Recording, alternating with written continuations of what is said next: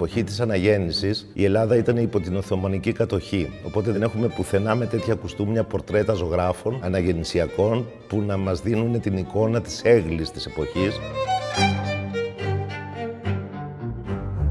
Έχουμε τα κουστούμια του βασιλιά Όθωνα, την περικεφαλαία του Λόρδου Βύρωνα, το κουστούμι του Θεόδωρου Κολοκοτρώνη.